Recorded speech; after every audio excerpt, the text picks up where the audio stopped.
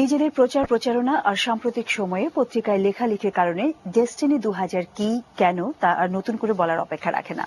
তবে 11 বছরে 37টি প্রতিষ্ঠান এবং হাজার হাজার কোটি টাকার ব্যবসার নেপথ্য কাহিনী তো শুনতে চান সবাই। আমাদের রিপোর্টার আতিক রহমান পূর্ণিয়া চেষ্টা করেছেন তাই তুলে আনতে। 2000 সালে হঠাৎ করে দলে দলে তরুণ স্যুটটাই পরে ছোটে পল্টনের একটি অফিসের দিকে। মাল্টিলেভেল মার্কেটিং বা MLM ব্যবসার নাম দিয়ে শুরু হওয়া ডেস্টিনি 2000 লিমিটেডের প্রধান কার্যালয়। মিষ্টভাষী বাকপটু এসব তরুণদের প্রধান টার্গেট অল্প শিক্ষিত বেকার বা অশিক্ষিত জনগোষ্ঠী। সেই কোম্পানি ডেস্টিনি 2000 সালে পানি বিশুদ্ধকরণ মেশিন বিক্রির মাধ্যমে শুরু হয় ডেস্টিনির যাত্রা।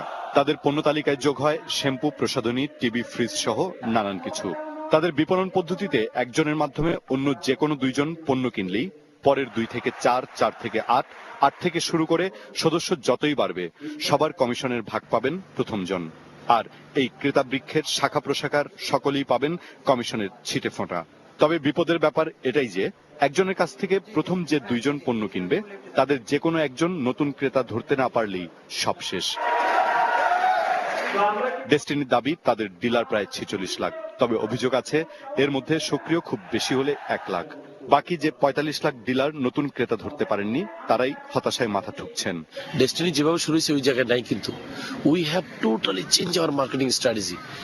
আগে যেটা ছিল সেখানে মনে করেন আগের সিস্টেম আমরা যখন চলতাম 20% লোক বেনিফিটেড হইতো, 80% লোক বেনিফিটেড হইতে পারতো না, বসে থাকতো। সাধারণ মানুষের টাকায় ফুলে ফেঁপে 11 বছরে ডেস্টিনির প্রতিষ্ঠান বেড়ে দাঁড়িয়েছে 37টিতে। এর বেশিরভাগেরই বাস্তবে কোনো অস্তিত্ব নেই, এমন অভিযোগ ডেস্টিনির বিরুদ্ধে। আর আজকাল একটা কোম্পানি করতে 1 লক্ষ টাকা লাগে, রাইট? আমি গত 1 বছরে লেস দ্যান 1 ইয়ার মানে 1 বছরের কম সময়ের মধ্যে 17 থেকে 20টা কোম্পানি করেছি, যেগুলো এখনো বই আকারে আছে।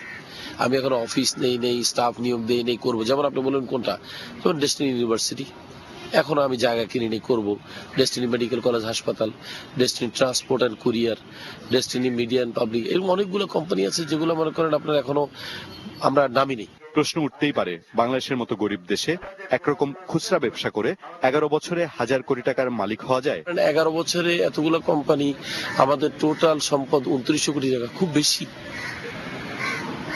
না। আপনি যদি বাংলাদেশ বাদ দেন, এটা ভুল কথা বলেন। বাংলাদেশের বাস্তবতা 4 তলার উপর বিল্ডিং আমি দেখি নাই 2000 সালে না, 1978-এ।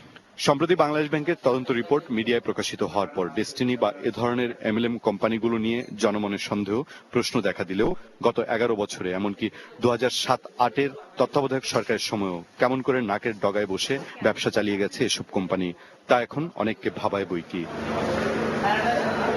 Atik Rahman Purnia, ATN news, Dhaka.